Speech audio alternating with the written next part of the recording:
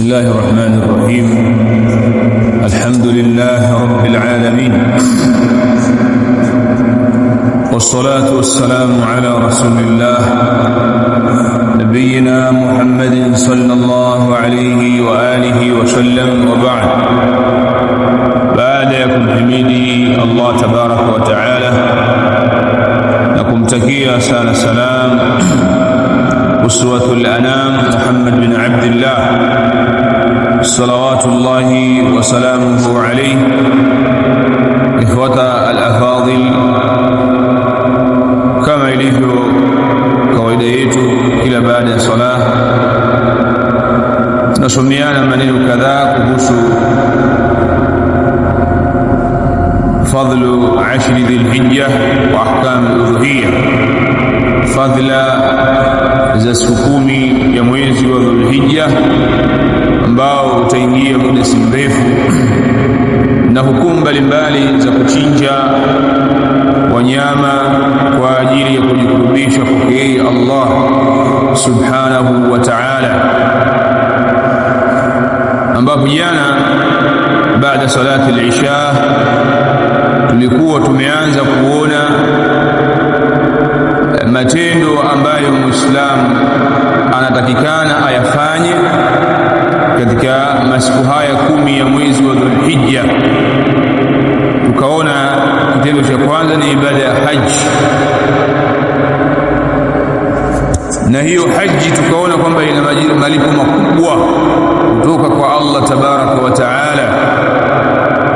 Na kitendo cha pili ni saumu yaumi Arafa li ghairi al-hajj, ni funga ya siku ya Arafa kwa yule ambaye hajaenda kufanya ibada ya haji. Na kitendo cha tatu tukaona kuwa ni at-takbir, kwamba katika haya masiku 10 ya mwezi wa Dhulhijja miongoni mwa ibada ambazo Muislamu anatakikana azitekeleze ni ibada ya takbira. Akithirishe kuleta takbira, wanaume kwa wanawake, na ni sunna kuzitamka hizo takbira kwa sauti kwa wanaume, ama wanawake wao watatoa takbira kimya kimya au kwa sauti ya chini zaidi, kiasi kwamba hawatasikika na wanaume. Haya tuliyaeleza katika siku ya jana, lakini kilichobaki katika masala ya takbira ni kubainisha kwamba hizi takbira ambazo zinasomwa katika masiku 10 ya mwezi wa Dhulhijja ziko za aina mbili. Takbira zisomazo katika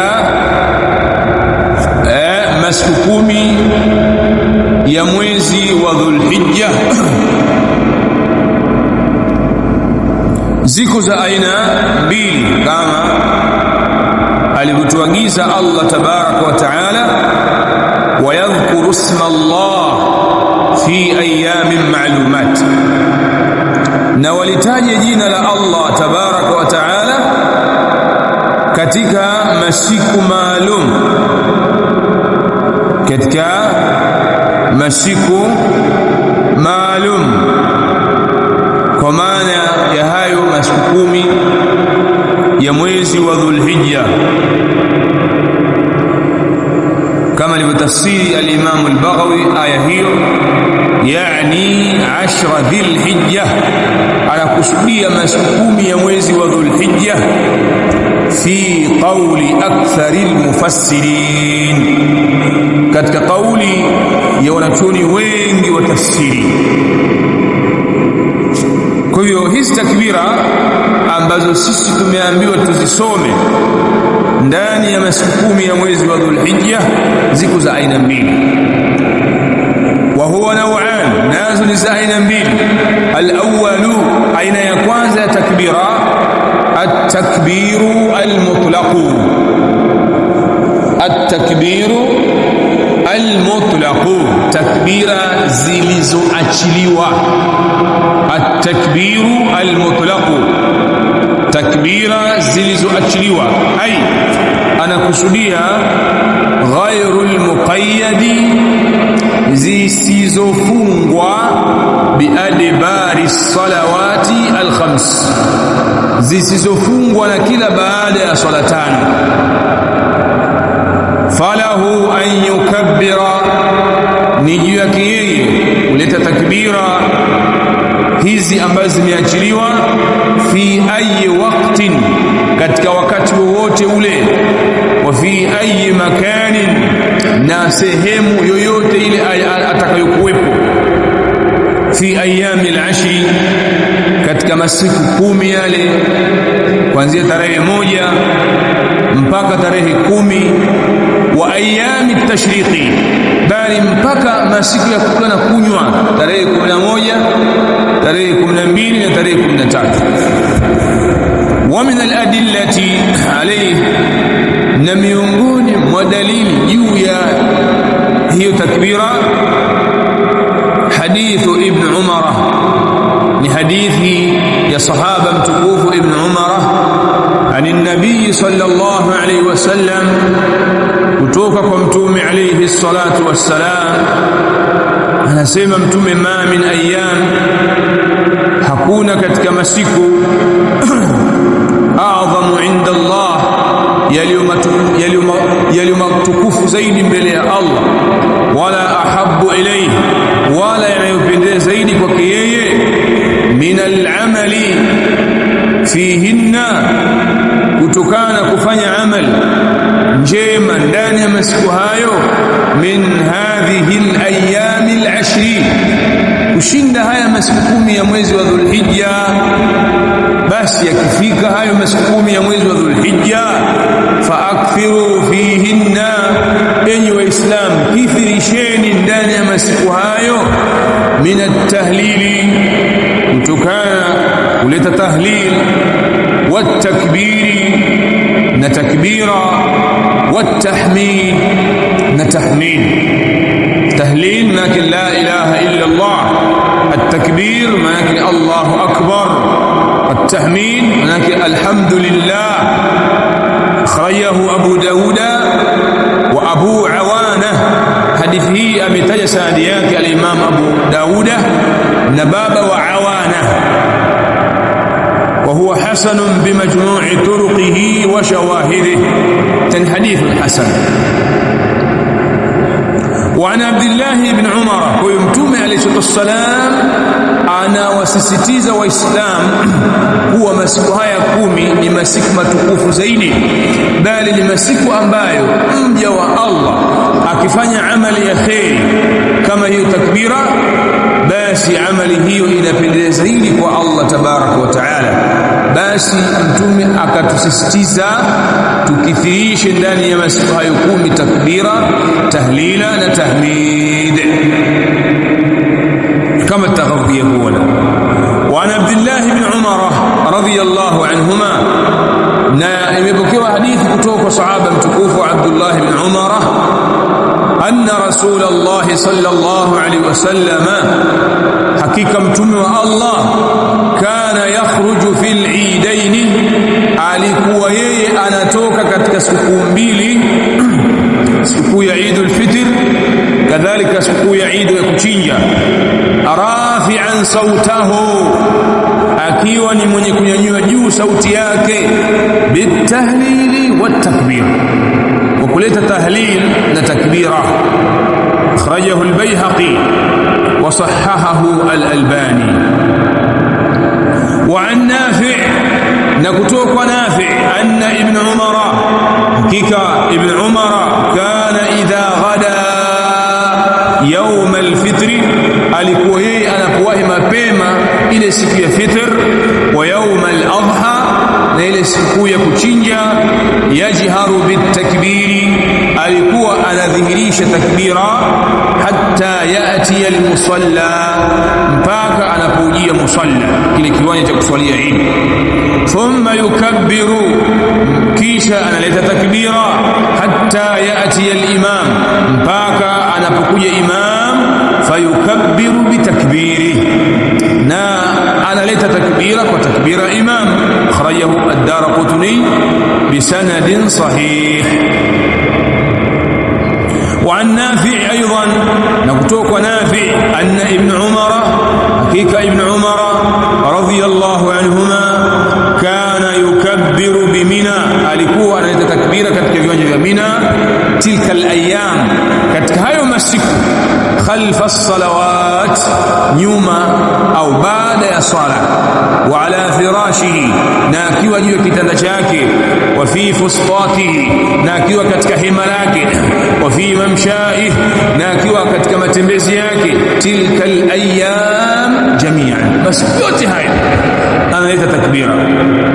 خرجه ابن المنذر في الأوسط بسند جيد والبخاري تعليقا بصيغة الجزم. Hiyo ndio aina ya kwanza ya takbira ambayo imeachiliwa, ambayo utaileta mahala popote pale uwapo na wakati wowote ule uwapo.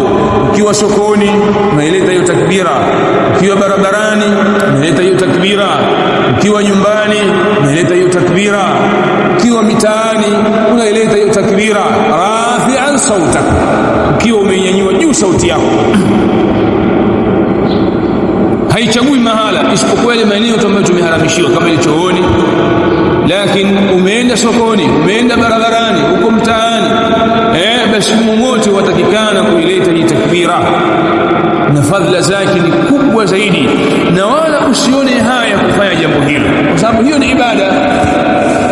Maana maajabu ya watu tunaoishi hivi sasa, tunaona haya kuleta hizi takbira ukiwa masokoni, barabarani, mitaani na mfano haya, lakini watu wanaopigisha miziki wala hawaoni haya kupigisha miziki katika masiku haya. Kwa hiyo wao wanatangaza batil, wao wanawatangaza wasanii wapigia nyimbo na miziki, wala hawaoni haya, lakini sisi tunamtangaza Allah kwa kuleta hizi takbira ndani haya masiku 10 ya mwezi wa Dhulhijja. Halafu tunaona haya na tunaogopa lawama kwa watu ya wenye kulaumu. Hilo ni jambo baya. Tushaona hapa Mtume alayhi salatu wassalam kwanza ametusisitiza kuleta hizi takbira, lakini pili yeye mwenyewe Mtume alikuwa anazileta hizo takbira. Kwanza ametusisitiza, lakini pili yeye mwenyewe Mtume alayhi salatu wassalam alikuwa akitoka nje analeta hizo takbira hali ya kuwa amenyanyua sauti yake kama alivyotusimulia nani? Abdullah ibn Umar.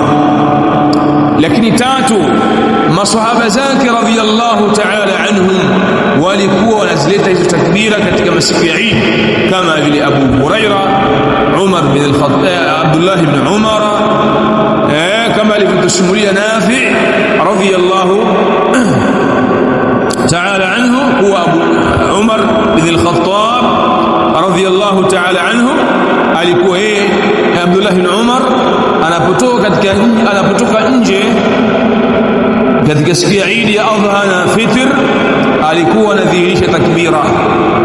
Kwa hiyo masahaba wake wote kwa ujumla walikuwa wanazileta hizi takbira wanapokuwa mahala popote pale, nasi tutakikana kupita katika mapito yao haya. Hiyo ni aina ya kwanza ya takbira zinazosomwa katika haya masiku 10 ya mwezi wa Dhulhijja. At-takbiru al-mutlaq, takbira zilizoachiliwa. At-takbiru al-mutlaq, takbira zilizoachiliwa ambazo hizi zinasomwa mahala popote pale, hazichagui mahala pa kusomwa. Popote pale wapo watakikana kuzileta takbira hizi,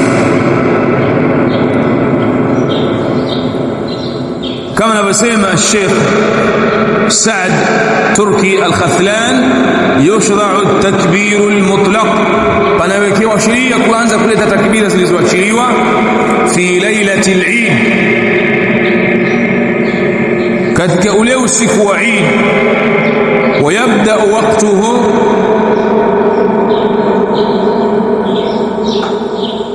طيب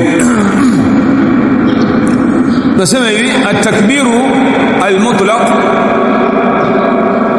takbira ambazo zimeachiliwa kama anavyoeleza ahlul ilmi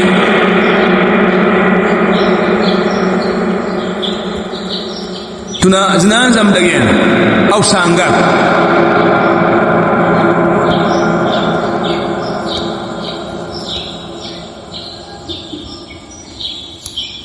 Hizi takbira ahlul ilmi wanasema yabda'u at-takbiru al-mutlaq, zinaanza takbira zilizoachiliwa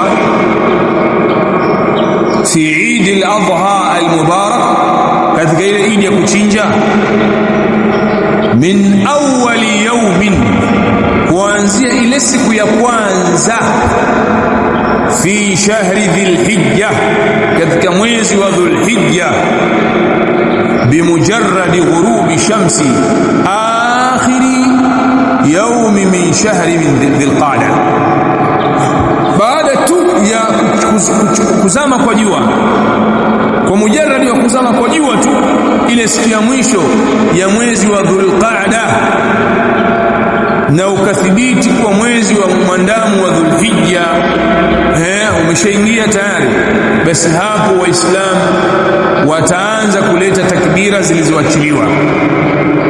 Wayastamiru fi jamii al-awqat, na takbira hizo zitaendelea kuletwa katika nyakati zote, nyumbani, msikitini, sokoni, barabarani, hatta ghuruba ash-shams, mpaka itakapozama jua, akhiri ayami at-tashriq, ile siku ya mwisho kabisa ya tarehe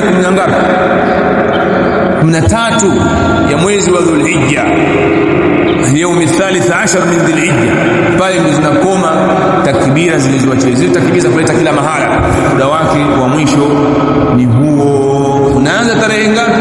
Tarehe 1 ya mwezi wa Dhul-Hijja mpaka tarehe 2, 3, 4, 5, 6, 7 mpaka tarehe 13 ya mwezi huo wa Dhul-Hijja, mpaka tarehe 13 ya mwezi wa Dhul-Hijja, baada ya kuzama kwa nini jua. Kwa hiyo hapa leo tumesoma takbira ya kwanza, at-takbiru al-mutlaq. Kiulizo takbiru al-mutlaq ni ipi? Takbiru al-mutlaq na takbira iliyoachiliwa inasomwa muda gani? Inasomwa hii takbira kuanzia tarehe 1 ya mwezi wa Dhul-Hijja, baada ya kuzama jua, ile siku ya mwisho ya mwezi wa Dhul-Qa'da. Leo hii tarehe ngapi? Tarehe 22, 23, hii 24, 25, 26, 27, 28, 29. Mathalan mwezi ukaandama, ikiingia magharibi ile mwezi unaandama, basi pale tunaanza takbira iliyoachiliwa. Tunaenda nayo hiyo mpaka tarehe 13 ya mwezi wa Dhul-Hijja, baada ya kuzama jua. وفق الله الجميع، وصلى الله على نبينا محمد وعلى آله وصحبه أجمعين.